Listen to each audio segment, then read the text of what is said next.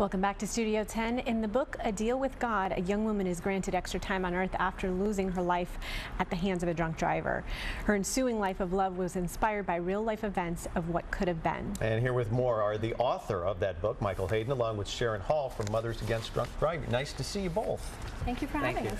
So, Michael, I would guess for you, this was a cathartic experience just to sort of write through some of the anguish that you were going through. Can you talk about the circumstances? Well, it was gut-wrenching. Sure. It took a few years just to be able to get my thoughts together, put the process together, and decide what kind of angle I wanted to take to write the book. Your daughter was how old when she was killed by a drunk driver? It was my daughter. It was my daughter's best friend. Your daughter's best friend? They all played on the... I'm a youth soccer coach. I coach at FC Tampa in Town and Country, and these are girls that I coached. What happened the night of her death? It was between her freshman and sophomore year of college. Okay. She was on scholarship, and she was driving home from work. It was like about 10:48, I believe, and she was killed head-on by a drunk driver.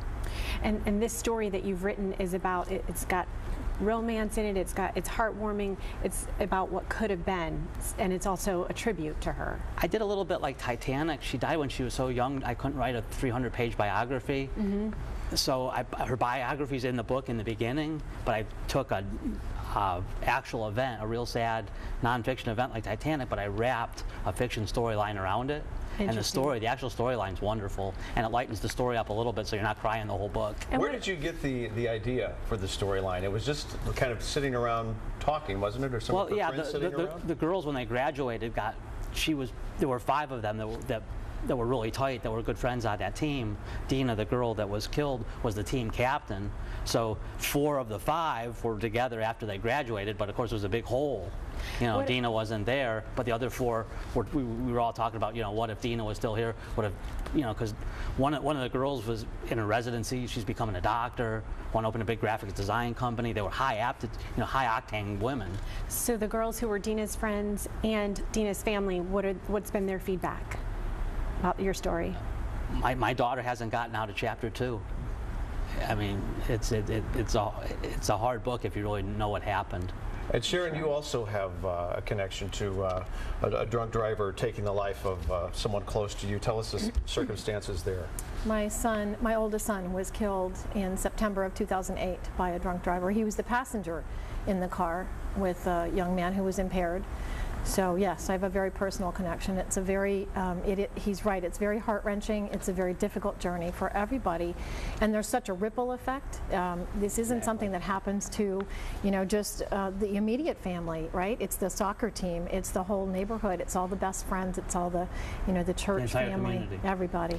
And of course, December is the Prevention for Drinking and Driving Month, but we should talk about this all year long. It doesn't, the more we talk about it and remind people and talk about the implications, the better it is, because the numbers are going down. The numbers are going down, and we were very excited to be able to celebrate, you know, if we can say it that way, the number of drunk driving fatalities under 10,000 for the first time ever. But that still leaves 9,878 families devastated by the loss of somebody that they loved. And still love, because that love goes on when we've lost somebody. What do you think needs to be done? Because obviously the message is getting out there, and it is, as we were saying, the numbers are going down. But what else do you think needs to be done to get it from 9,800 and some down to 0? That's a wonderful question, and you know, there are multiple parts of that answer. The first thing that we want everybody to know is to have a good time, enjoy your holidays, enjoy whatever celebrations you're having at any time of the year, but be responsible about that, and that means have a designated driver. That doesn't mean monitor how much you drink and then get behind the wheel. When I speak to parents and teens, I always talk about there is no amount of alcohol that does not impair your ability to make decisions and react when you need to. So having a designated driver, being aware of who you're getting in the car with. Don't ever get in the car with someone who has been drinking any amount. And be strong enough, if you see someone who has had too much to drink, to take the keys away. Whatever it takes to make that happen, be that person that saves the other people's lives. Sharon, these are great messages. As your role as program specialist in the Tampa Bay area for Mothers Against Drinking and Driving, what other kinds of activities do you do and to let people know how we can change this? I do a lot of parent workshops. The workshop is called The Power of Parents, and it just educates parents about how to communicate with their teens about alcohol. So that's a lot of underage drinking prevention that we're working on with that piece. We participate in a lot of local community festivals and events where we'll have a table with information out, and we talk to people about, the messages, how to work with alcoholism in families, how to prevent the drunk driving overall. We also have a walk for MADD that we do.